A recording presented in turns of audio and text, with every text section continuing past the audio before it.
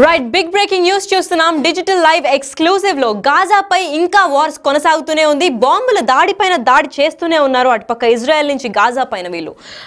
ఈ దాడిలో దాదాపు చాలా వేల మంది మృతి చెందినట్టు తెలుస్తోంది. అయితే అట్లీస్ట్ ఒక 77 పాలెస్టీన్లు అయితే చనిపోవడం జరిగింది. అయితే 174 మందికి తీవ్ర స్థాయిలో గాయాలు జరిగాయి. పైగా ఈ అటాక్ దాదాపు 2 స్కూళ్ళ మధ్యలో ఒక బాంబు పెట్టి పేల్చడం జరిగింది. పెద్ద పెద్ద స్కూల్స్ మిడిల్లో బాంబు పెట్టి ఆ స్కూల్లో ఉన్న పిల్లల్ని చంపేయడం జరిగింది. అంత క్రూరంగా చంపేశారు. అది కాకుండా వెస్ట్ బ్యాంక్లో ఉన్న మస్జిద్ పైన కూడా బాంబు వేయడం జరిగింది ఇజ్రాయెల్ వాళ్ళు గాజా పైన. అయితే పాలెస్టీనియన్ షటిల్ టార్గెట్గా చేసుకొని బాంబులు వర్షంలా కురిపిస్తున్నారు ఇజ్రాయెల్ వాళ్ళు. ఎందుకంటే ఇజ్రాయెల్ పాలెస్టీన్ వార్ నిన్న మొన్నటి యుద్ధం కాదండి, గత సంవత్సరాలుగా 10 ఏళ్లకు మించి జరుగుతున్న వార్ ఇది. ఇజ్రాయెల్ పాలెస్టీన్ గొడవలు మనందరికీ తెలిసిందే. ఆ వార్ ఇప్పటికీ ఒక కొనిక్కైతే రాలేదని అయితే చెప్పుకోవచ్చు మనము. వందల సంఖ్యలో మృతులు చెందుతున్నా అసలు ఏమాత్రం చలించకుండా, అసలు అటుపక్క ఇటుపక్క తగ్గకుండా వార్ని ఒకటే సైతం మీరా మేమా అని చెప్పి ఎవరికి ఎవరు సాటి అని చెప్పి బాంబులు వర్షం అయితే కురిపిస్తున్నట్టు తెలుస్తోంది. అసలు వేలాది మందికి గాయాలు మృతులు జరుగుతున్నా కానీ ఏమాత్రం స్పందించకుండా వీళ్ళు కనికరం కూడా చూపించకుండా ధ్వంసం చేస్తున్నారు. అటుపక్క ప్రాపర్టీ డ్యామేజ్ అవుతున్నాయి, చాలామంది వాళ్ళ మృతి చెందుతున్నారు. అసలు సంబంధం లేకుండా బాంబులు వర్షాలు అయితే కురిపిస్తున్నారు. అయితే వెస్ట్ బ్యాంక్లో మసీదును తగలపెట్టారు ఇజ్రాయెల్ సెటిలర్లు.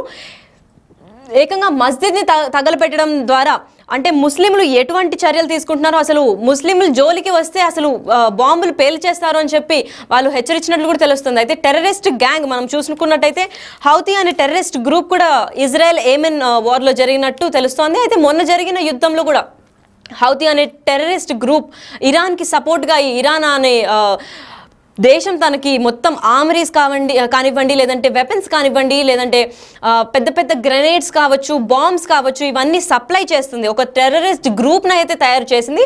ఆ టెర్రరిస్ట్ గ్రూప్కి సపోర్ట్గా నిలిచిన ఇరాన్ పైన బాంబుల వర్షం కురిపిస్తుంది. అయితే ఆ టెర్రరిస్ట్ గ్రూప్కి ఫస్ట్గా ధ్వంసం చేయాల్సింది ఇజ్రాయెల్ అని అనుకుంటున్నారు. అయితే ఇజ్రాయెల్ ప్రభుత్వం ఏమాత్రం మేము తగ్గము, ఎందుకంటే మా జోలికి వస్తే వదిలేదే లేదు అని గాజా పైన వార్ ప్రకటించింది. ఏకంగా 2 స్కూళ్ళ కింద బాంబు పేల్చేయడంతో ఆ స్కూల్లోని పిల్లలకి చాలా గాయాలు, తీవ్రమైన స్థాయిలో గాయాలు జరగడం చోటు చేసుకున్నాయి. పైగా దాదాపు ఒక 174 మందికి గాయాలు జరగడంతో 77 మంది అక్కడికక్కడే ప్రాణాలు విడిచేశారండి. అయితే ముందు వరకు చూసుకున్నట్లయితే ఇజ్రాయెల్ పాలెస్టీన్ వార్లో దాదాపు 45,206 మంది చనిపోవడం జరిగింది.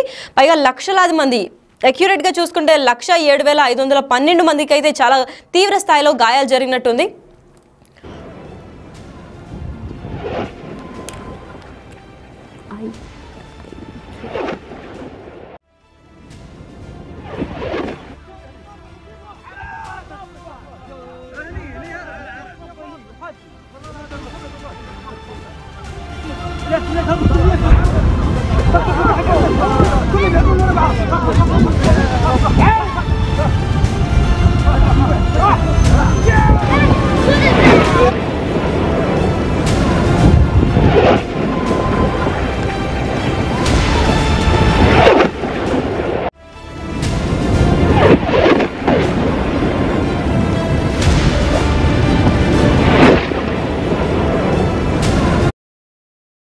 ఇజ్రాయెల్ బాంబుల మీద బాంబులు వేస్తుంటే అసలు పాలెస్టీనియన్స్ ఏమంటున్నారు, వాళ్ళు ప్రాణాలు వదిలేసుకోవడం తప్ప వాళ్ళకి ఇంకో ఆప్షన్ లేనట్టు తెలుస్తుంది. ఎందుకంటే వాళ్ళు ఆల్రెడీ మిలిటెంట్ గ్రూప్స్ని చాలా కోల్పోయారు, చాలా మంది ప్రాణాలు కోల్పోవడం జరిగింది, ఆస్తి నష్టం కానివ్వండి. అసలు పాలెస్టీనియన్స్ చాలా తక్కువగా ఉన్నారు, ఉన్న పాపులేషన్ని కూడా ధ్వంసం చేస్తుంది ఇటుపక్క ఇజ్రాయెల్.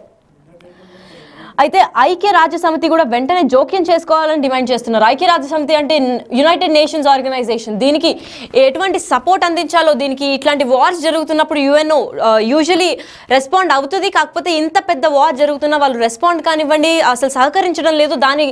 దాన్ని హెల్ప్ మాకు కావాలి అని చెప్పి పాలెస్టీనియన్స్ కోరుకుంటూ డిమాండ్ చేస్తున్నారు. గాజాపై ఇజ్రాయెల్ దాడులు అసలు పెరుగుతూనే పోతున్నాయి. మృతుల సంఖ్య కూడా చాలా ఒక వైడ్ రేంజ్లో పెరుగుతున్నాయని చెప్పుకోవచ్చు మనం. 2023 నుంచి ఇప్పటి వరకు దాదాపు 50,000 మంది మృతి చెందారు. అయితే వీళ్ళకి ఏమాత్రం కనికరం లేకుండా అసలు పాలెస్టీనియన్స్ ని మొత్తం ధ్వంసం చేసేదాకా ఇజ్రాయెల్ వారు ఊరుకునేటట్టు లేరు. ఎందుకంటే ఇదివరకు మనం చూసుకున్నట్లయితే ఈ వార్ ఇప్పుడు జరిగింది కాదు. ఇజ్రాయెల్ హమాస్ వార్ గత కొన్ని సంవత్సరాలుగా జరుగుతుంది. ఫస్ట్ వార్ అయితే 2006, దాని తర్వాత 2008, 2012, 14, 2021లో మళ్ళీ పెద్ద వార్ స్టార్ట్ అయింది. ఆ వార్ స్టార్ట్ అయ్యి 2024 వరకు కొనసాగుతూనే ఉంది. మరి ఇదే క్రమంలో కొనసాగుతుంటే పాలెస్టీనియన్స్ మొత్తం వాళ్ళ జీవితాలని అర్పించుకోవాలనే చెప్పొచ్చు. ఎందుకంటే అసలు దాడుల మీద దాడి చేస్తున్నారు ఇజ్రాయెల్ ప్రభుత్వం అటుపక్క. అసలు ఈ వార్ అంతా దేనికి స్టార్ట్ అయింది అని అంటే మిలిటరీ ఇంకా పొలిటికల్ కాన్ఫ్లిక్ట్స్ వల్ల. అంటే పొలిటికల్ గ్రూప్స్ కానివ్వండి, అక్కడ ఉన్న జూయిష్ వాళ్ళు ఎవరైతే ఉన్నారో వాళ్ళు చాలా మైనారిటీ పాపులేషన్ ఉంది. పైగా అరబ్ వాళ్ళకి అంటే ముస్లిమ్స్ కానివ్వండి, అరబ్స్ కానివ్వండి, వాళ్ళ పాపులేషన్ చాలా మెజారిటీగా ఉంది. సో వీళ్ళ కమ్యూనిటీ కానివ్వండి, లేదంటే మిలిటరీ లేదా పొలిటికల్ కాన్ఫ్లిక్ట్స్ వల్ల వీళ్ళు ఎవరికి ఎంత భూమి వస్తుంది అంటే ఏ మెజారిటీ ఉన్న గ్రూప్స్కి ఎంతమంది ఇక్కడ ఉండాలి అని చెప్పి కాన్ఫ్లిక్ట్ అంటే ప్రాబ్లమ్ స్టార్ట్ అవ్వడం జరిగింది. ఆ ప్రాబ్లం గొడవగా మారి దాని తర్వాత వార్గా పెద్ద పెద్ద దాడులు చేసుకొని ప్రాణాలు కోల్పోయే స్థాయికి అయితే ఇప్పుడు చూస్తూనే ఉన్నాము. అయితే పాలెస్టీనియన్స్ కంటిన్యూస్గా ప్రాణాలు కోల్పోతూనే ఉన్నారు. వాళ్ళకి దెబ్బలు తగులుతూనే ఉన్నాయి. వాళ్ళకి సరిపడా మిలిటరీ సపోర్ట్ కానివ్వండి, లేదంటే ఎయిర్ ఫోర్స్ సపోర్ట్ కానివ్వండి, అటువంటి సపోర్ట్ ఏమీ లేకపోవడంతో వాళ్ళు ప్రాణాలు వదిలేసుకుంటున్నారు.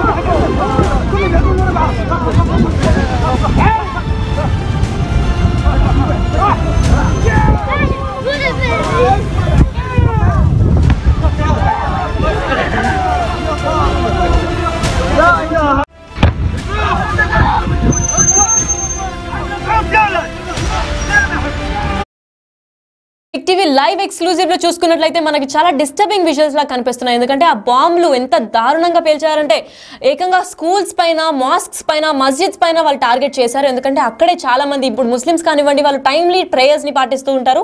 ఎక్కువ మంది ఎక్కడ ప్రేయర్ చేసుకుంటారో వాళ్ళది పెద్ద పబ్లిక్ స్పాట్ లాగా వాళ్ళు చూసుకొని కరెక్ట్ టైంకి మస్జిద్ కి చాలా మంది పాపులేషన్ అక్కడికి వెళ్ళినప్పుడే బాంబు పేల్చారు. పైగా స్కూల్స్ పసి ప్రాణాలు, పాపం వాళ్ళకి ఏమీ తెలియని మనుషుల్ని కూడా చంపేస్తున్నట్టు తెలుస్తోంది. అయితే యునైటెడ్ నేషన్స్ సపోర్ట్ అయితే ఇప్పుడు ఎవరికి ఉంది అని అంటే ఇజ్రాయెల్కి సపోర్ట్ చేస్తుందని చెప్పుకోవాలి.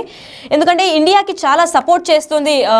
ఇండియా ఎవరికి సపోర్ట్ చేస్తుంది ఇట్లాంటి వార్ జరిగినప్పుడు? ఇజ్రాయెల్కా, పాలెస్టీన్కా అంటే ఇండియా అయితే పాలెస్టీనియన్స్కి సపోర్ట్ చేస్తుంది.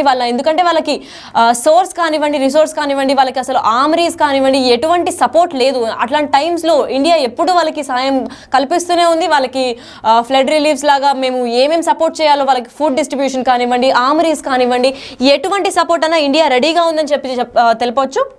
అదే టైంలో జూయిష్ మైనారిటీస్ ఇంకా అరబ్ మెజారిటీ వాళ్ళ కొట్టుకునే ఈ యుద్ధంలో అసలు ఎవరు నెగ్గుతారు, ఎవరు ఓడిపోతారు అని తెలిసే లోపలే చాలా మంది ప్రాణాలు కోల్పోతున్నారు. అయితే ఎయిర్ స్ట్రైక్స్ అంటే ఎయిర్ ఫోర్స్, అటుపక్క air force, Palestinian air force ఇంకా ఇజ్రాయెల్ ఎయిర్ ఫోర్స్ కూడా ఎయిర్ స్ట్రైక్స్ జరగడం జరిగింది. దీనివల్ల చాలా మంది ఫుడ్ కానివ్వండి, బేకరీస్ కానివ్వండి, మిల్స్ కానివ్వండి చాలా స్కేర్సిటీ వచ్చేసింది. ఎందుకంటే ఇప్పుడు ఎయిర్ స్ట్రైక్ జరిగినప్పుడు అది ఏరోప్లేన్ క్రాష్ అవ్వడం కాకుండా అది ఎక్కడన్నా పడిన తర్వాత దాని కింద ఉన్న మనుషుల పైన కూడా ప్రభావం చూపుతుంది. పైగా దాంట్లో కెమికల్ గ్యాసెస్ వల్ల కానివ్వండి, ఏదైతే మిల్స్ పైన పడిందో, బేకరీస్ పైన పడిందో, పెద్ద ఫుడ్ సప్లయింగ్ సిస్టమ్ అని చెప్పొచ్చు మనం. అయితే పాలెస్టీనియన్స్ కానివ్వండి, ఇజ్రాయెల్స్ కానివ్వండి, వాళ్ళు ఫుడ్ చైన్ పైన దెబ్బ తీస్తున్నారు. ఇది గ్రాడ్యువల్గా అక్కడ వాళ్ళకున్న ఎకానమీ పైన, అంటే గవర్నమెంట్ ప్రభుత్వ ఎకానమీ పైన కూడా దెబ్బ తీస్తున్నారు. డైరెక్ట్గా వాళ్ళు ప్రాణాలు కోల్పోవడమే కాకుండా ఇండైరెక్ట్గా వాళ్ళ ఎకానమీ గురించి కూడా వాళ్ళు చాలా ఇంపార్టెంట్గా చర్యలు తీసుకొని వాళ్ళు చాలా పకడ్బందీగా ప్లాన్ చేసి ఏ టైంలో బాంబు వేయాలి, ఎక్కడెక్కడ పెట్టాలి అని చెప్పి కూడా చాలా పకడ్బందీగా ప్లాన్ చేసి వార్ డిక్లేర్ చేసినట్టు తెలుస్తోంది. అయితే గ్లోబల్ ఎకనామీ అంటే ఇప్పుడు పాలెస్టీన్ కావచ్చు, ఇజ్రాయెల్ నుంచి కావచ్చు, వాళ్ళ ట్రేడ్ ఎవరికైతే ఉందో వేరే ఒక కంట్రీ టు కంట్రీ ట్రేడ్ జరుగుతూనే ఉంటుంది. యూఎస్ నుంచి ఇండియాకి చాలా ఎక్స్పోర్ట్ అవుతూ ఉంటాయి, ఇండియా నుంచి అలాగే యూఎస్కి కానివ్వండి, ఇజ్రాయెల్కి కానివ్వండి చాలా ఎక్స్పోర్ట్ కూడా అవుతూ ఉంటాయి. అలాంటి ప్రైమ్ టైంలో ఇజ్రాయెల్ నుంచి మనకి ఏమేమి వస్తాయి, పాలెస్టీన్ ఇజ్రాయెల్ నుంచి మనకి దాదాపు పర్ల్స్ కానివ్వండి, ముత్యాలు కానివ్వండి, చాలా ప్రెషియస్ జెమ్ స్టోన్స్ కానివ్వండి, అటుపక్క భూమి నుంచి వచ్చిన natural diamonds, prestigious stones, sapphires కానివ్వండి, రూబీస్, ఎమరాల్డ్స్ అన్నీ అక్కడి నుంచి చాలా అరుదుగా వస్తూ ఉంటాయి. అక్కడి నుంచి ఇజ్రాయెల్ నుంచి కానివ్వండి, పాలెస్టైన్ నుంచి కానివ్వండి, అటు పక్క నుంచి జెమ్ స్టోన్స్ని లేదంటే పర్ల్స్ని, ప్రెషియస్ స్టోన్స్ని, ఆయిల్ని, చాలా ముఖ్యంగా ఆయిల్ ఇంకా పెట్రోల్ని మనం ఎక్స్పోర్ట్ చేసుకుంటూ ఉంటాము. అయితే అక్కడి నుంచి వచ్చే ట్రేడ్ కూడా ఆగిపోయిందని చెప్పుకోవచ్చు. ఎందుకంటే ఎలక్ట్రికల్ ఎక్విప్మెంట్ అవన్నీ కూడా ఇజ్రాయెల్ ప్రొవైడ్ చేస్తూ ఉంటుంది ఇండియాకి. యూజువల్గా pearls, precious stones, oil, petroleum ఇవన్నీ ఇజ్రాయెల్ నుంచి రావడంతో ఇప్పుడు ఈ వార్ జరగడంతో ఇజ్రాయెల్కి వేరే కంట్రీస్కి ఉన్న ట్రేడ్ కూడా కొంచెం బలహీనంగా మారిందని చెప్పుకోవచ్చు. దీనివల్ల ఇజ్రాయెల్ ఇంకా గాజాలో జరుగుతున్న వార్ వల్ల వాళ్ళ దగ్గర ఉన్న ట్రేడింగ్ సర్కిల్ ఇంకా గ్లోబల్ ఎకానమీ పైన కూడా చాలా పెద్ద ఎఫెక్ట్ పడుతుందని చెప్పుకోవచ్చు. ఎందుకంటే ఇండియాలో మనం చూసుకున్నట్లయితే ఆయిల్ రేట్స్ కానివ్వండి, పెట్రోల్ రేట్స్ కానివ్వండి పెరిగే ఛాన్సెస్ అయితే ఉన్నాయని చెప్పవచ్చు. ఎందుకంటే ఈ వార్ ఉట్టి వాళ్ళిద్దరి మధ్యలో జరిగేది కాదు, వాళ్ళిద్దరి వల్ల ప్రపంచం మొత్తానికి ఒక థ్రెట్ లాగా నిలబడుతుంది అని చెప్పుకోవచ్చు. అయితే ఈ గాజా ఇంకా ఇజ్రాయెల్ వార్ ఎప్పటి ఎండ్ కార్డ్ పడుతుందో ఇంకా చెప్పలేము. అయితే దీనిపైన మీరేమనుకుంటున్నారో, అసలు వీళ్ళు నేషనల్ సెక్యూరిటీ ఇంకా పీస్కి చాలా హాని కలిగిస్తున్నారు, ప్రాణాలు కోల్పోతున్నారు, దీనిపైన మీరేమనుకుంటున్నారో కమెంట్స్ ద్వారా మాకు తెలియజేయండి. దాన్ని బట్టి మేము ఏ రకంగా సహాయపడగలమో కూడా చూస్తాం.